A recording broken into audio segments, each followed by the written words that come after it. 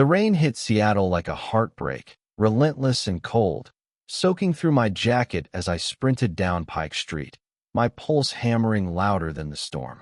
I wasn't just running from the worst date of my life. I was running from the weight of every bad choice that led me there.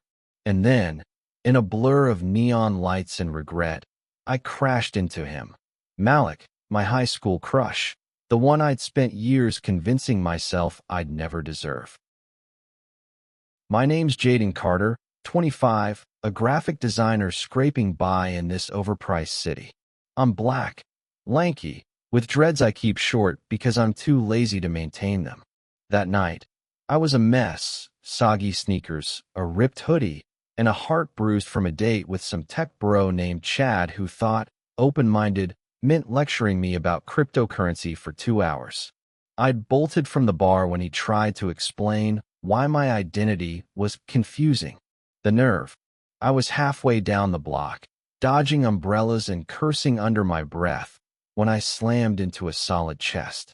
Strong arms caught me before I hit the pavement. I looked up, and there he was, Malik Nguyen, 27, Vietnamese American, with those same soulful brown eyes that used to make my teenage heart stutter.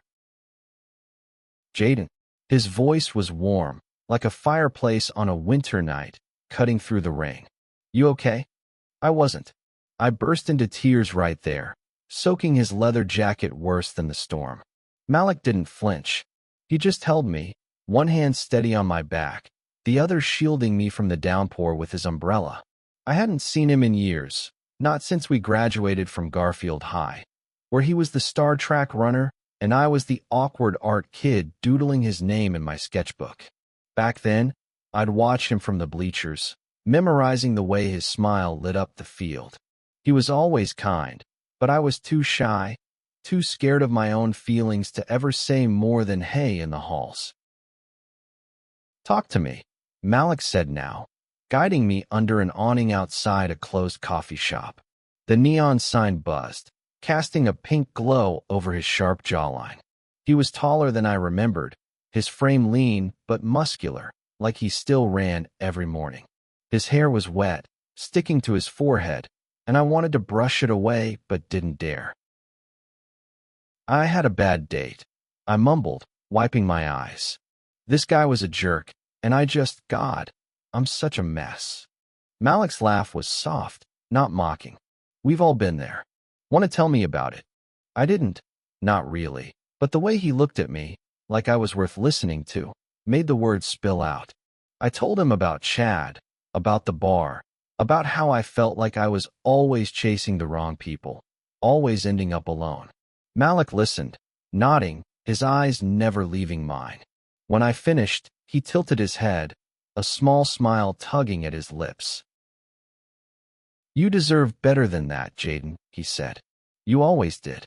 My chest tightened. Did he know? Had he ever known how I felt?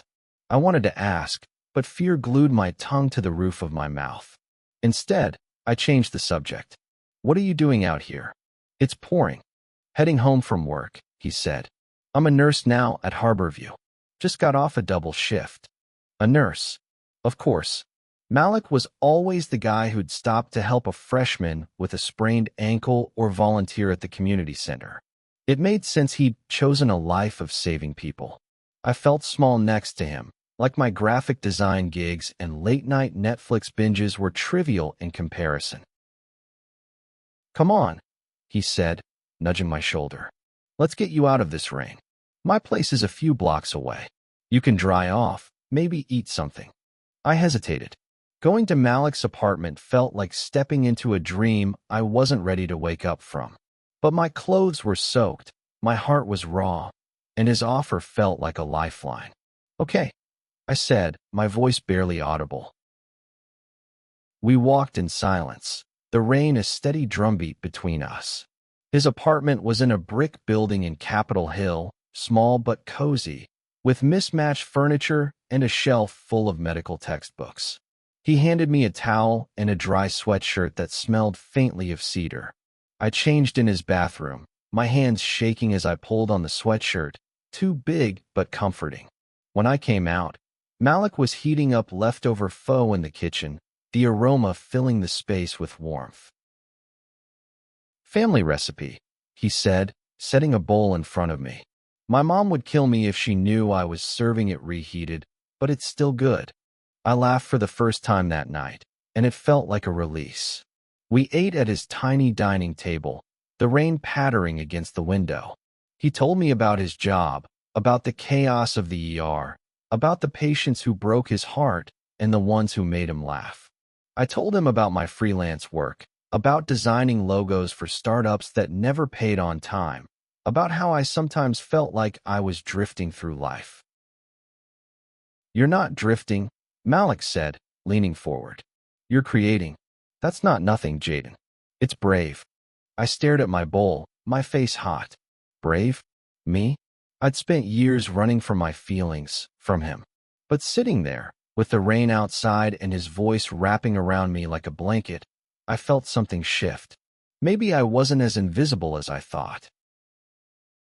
Then his phone buzzed, shattering the moment. He glanced at it, his face tightening. "Sorry, it's my ex," he said, silencing the call. "He's been persistent." "Ex?" I asked, my heart sinking. Of course Malik had someone. He was perfect. "Yeah, Derek," he said, rubbing the back of his neck. "We broke up a few months ago. He wasn't good for me." I wanted to ask more, but the weight in his voice stopped me. Instead, I said, "I'm sorry. That sucks." He shrugged, but his eyes were distant. "It's fine. I'm better off." He looked at me then, really looked, and my breath caught. "I'm glad you're here, Jaden." My heart did a somersault. Was he just being nice? Or was there something more? Before I could overthink it, he stood to clear the dishes, his arm brushing mine. The touch sent a jolt through me, and I wondered if he felt it too. As the night wore on, we moved to the couch, talking about everything and nothing. High school memories, bad movies, the time I tried to dye my hair blue and ended up with a green scalp. Malik laughed so hard he nearly spilled his tea, and I realized I'd forgotten how much I loved that sound. But the clock was ticking, and I knew I couldn't stay forever. "I should go," I said reluctantly, glancing at the window. The rain had slowed to a drizzle. "You sure?" Malik asked, his voice soft. "You can crash here if you want. Couch is yours." I wanted to stay. God, I wanted to, but I was already too deep in feelings I wasn't ready to face. "Thanks, but I'll be okay," I said, standing. "I'm really glad I ran into you." He walked me to the door, his hand lingering on the knob. "Jaden," he said, his voice low. "Don't be a stranger, okay?" I nodded, my throat tight. As I stepped into the hallway, I felt his eyes on me, and I wondered if I'd just walked away from the one chance I'd been waiting for my whole life. The next morning, Seattle was all gray skies and damp air, but my head was still in Malik's apartment, replaying every word, every glance. I sat in my tiny studio in Fremont, sketching aimlessly on my tablet, the lines blurring into his face. I was a fool for leaving last night, but staying felt like tempting fate, too much, too soon. My phone buzzed, snapping me out of it. A text from an unknown number. "Hey, Jaden. It's Malik. Got your number from a mutual friend. Coffee today?" My heart leapt. He'd tracked me down. I typed yes before my brain could overthink it, and an hour later, I was at a cozy cafe in Belltown, fidgeting with a napkin as Malik walked in. He looked even better in daylight, his navy sweater hugging his frame, his smile brighter than the sun struggling through the clouds. "You look less soggy today," he teased, sliding into the seat across from me. I laughed, but my nerves were electric. "Yeah, well, no bad dates to run from today." "Yet," he said, winking. Was he flirting? I couldn't tell, and it was driving me crazy. We ordered coffee, black for him, latte for me, and fell into easy conversation. He told me about his family, how his mom still sent him care packages of homemade banh mi, how his little sister was applying to colleges. I told him about my dad, who'd raised me single-handedly after Mom left when I was 10, and how I still felt like I was letting him down by not making it big yet. "You're too hard on yourself," Malik said, his voice gentle but firm. "You're out here, hustling, creating art. That's more than most people ever dare to do." I wanted to believe him, but doubt was my oldest friend. "What about you?" I asked, deflecting. "Saving lives every day? That's the real deal." He shrugged, stirring his coffee. "It's not always heroic. Sometimes it's just holding someone's hand when they're scared, or cleaning up puke at 3 a.m. Still sounds pretty noble to me," I said, and he smiled, but it didn't reach his eyes. I sensed that shadow again, the one from last night when he mentioned his ex. I wanted to ask, but before I could, his phone buzzed again. He glanced at it, his jaw tightening. "Derek again?" I asked, trying to keep my tone light. "Yeah," he said, pocketing the phone. "He's been texting nonstop. Wants to talk. Sounds like he's not over you," I said, hating how jealous I sounded. Malik sighed. "He's not over-controlling me. Big difference." I didn't push, but the air felt heavier now. We finished our coffee, and he suggested a walk along the waterfront. The Puget Sound was choppy, the air sharp with salt and possibility. We stopped by a railing, watching seagulls swoop over the waves. Malik was quiet, his hands stuffed in his pockets, and I could feel the weight of something unsaid. "Jaden," he said finally, turning to me. "Last night running into you felt like fate or something. I don't know. I've thought about you a lot over the years." My heart stopped. "You have?" He nodded, his eyes searching mine. "Back in high school, I always wanted to talk to you more, but you were so quiet, always sketching in your own world. I figured you didn't want to be bothered." I laughed a little too loudly. "Bothered? Malik, I was obsessed with you. I had the biggest crush on you." The words slipped out before I could stop them, and I froze, my face burning. Malik's eyes widened, then softened. "For real?" I nodded, wishing I could sink into the sound. "Yeah, I just never thought you'd notice me." He stepped closer, his voice low. "I noticed you, Jaden. I just didn't know how to say it." The world tilted. Was this happening? Before I could process, a voice cut through the moment like a knife. "Malik, there you are." I turned to see a guy striding toward us, tall, white, with a gym bro build and a smirk that screamed trouble. "Derek." I knew it before Malik even said his name.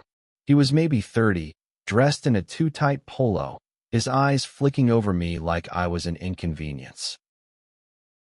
"Derek, what are you doing here?" Malik's voice was tight, his body tense. "Saw you from the street," Derek said, ignoring me. "We need to talk, man. You can't keep dodging me." "I'm not dodging," Malik said, stepping between us. "I told you we're done." Derek's smirk faded, replaced by something colder. "You don't get to decide that." My stomach churned. This guy was bad news, and Malik's clenched fists told me he knew it too. I wanted to say something, do something, but I felt like an outsider in their story. Still, I stepped forward, my voice steadier than I felt. "Hey, maybe you should back off." Derek's eyes narrowed. "Who's this, your new rebound?" "Jaden's a friend," Malik snapped. "And you need to leave." Derek laughed, but it was hollow. "Whatever, Malik. You'll miss me." He turned and walked away, but not before shooting me a look that made my skin crawl. Malik let out a shaky breath. "I'm sorry you had to see that." "Don't be," I said, touching his arm. "You okay?" He nodded, but his eyes were stormy. He wasn't always like that. Or maybe he was, and I was too blind to see it. I wanted to hug him, to tell him he deserved better, but the words felt too big. Instead, I said, "You're not blind. You're human." He smiled faintly, and we started walking again, the tension lingering like fog. I knew then that whatever was happening between us wasn't just a spark, it was a fire, and Derek was the shadow threatening to smother it. The next week was a whirlwind. Malik and I texted constantly, met for coffee twice, and even grabbed tacos at a food truck in South Lake Union. Every moment with him felt like a stolen treasure, but Derek's shadow loomed larger each day. He kept texting Malik, leaving voicemails that swung between pleading and threatening. Malik tried to brush it off, but I could see the toll it was taking. His smiles were tighter, his laughs quieter. One night, we were at my place, sprawled on my thrift store couch, watching a cheesy rom-com. I'd made popcorn, and Malik was tossing kernels at me, laughing when I failed to catch them in my mouth. It was the lightest I'd felt in years, like maybe I could be someone who deserved this happiness. Then his phone lit up with another message from Derek, and the mood shifted. "He's not going to stop, is he?" I asked, pausing the movie. Malik sighed, running a hand through his hair. "I don't know. I blocked him, but he's using different numbers now." "That's not okay," I said, my stomach twisting. "Have you thought about a restraining order?" He shook his head. "It's not that serious. He's just desperate."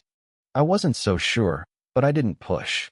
Instead, I scooted closer, our shoulders touching. "You don't have to deal with this alone, you know." He looked at me, his eyes soft but guarded. "I know. I'm just not used to letting people in." I got it. I'd spent years building walls too, hiding behind my sketchbooks and sarcasm. But with Malik, those walls felt like they were crumbling, and it scared me as much as it thrilled me. "I'm here," I said simply. "If you want me to be." He reached for my hand, his fingers warm against mine. "I do." My heart raced, but before I could say anything, he leaned in, his lips brushing mine. The kiss was tentative at first, then deeper, like we were both letting go of years of fear. When we pulled back, I was dizzy, my world narrowed to the warmth of his breath and the way his thumb traced circles on my hand. "I've wanted to do that for a long time," he whispered. "Me too," I admitted, my voice shaky. "Since, sophomore year." He laughed, and it was the best sound in the world. But our bubble burst when his phone buzzed again. He ignored it, but the moment was gone.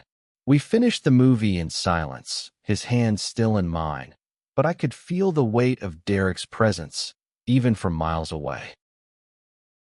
The next day, things got worse. I was at a client meeting in Pioneer Square when Malik called, his voice tight with panic. "Jaden, can you meet me? It's Derek." He showed up at the hospital. I was there in 20 minutes, my heart pounding as I found Malik in the hospital cafeteria, his face pale. He got past security, he said, his hands shaking. Tried to corner me in the parking lot. Said he just wanted to talk, but it didn't feel right. "Did he hurt you?" I asked, my fist clenching. "No, but he scared the hell out of me," Malik admitted.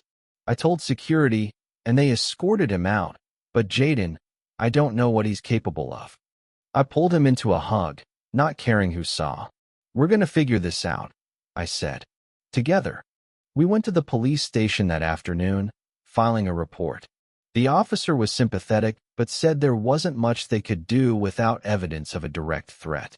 Malik's frustration was palpable, and I felt helpless, like I was failing him.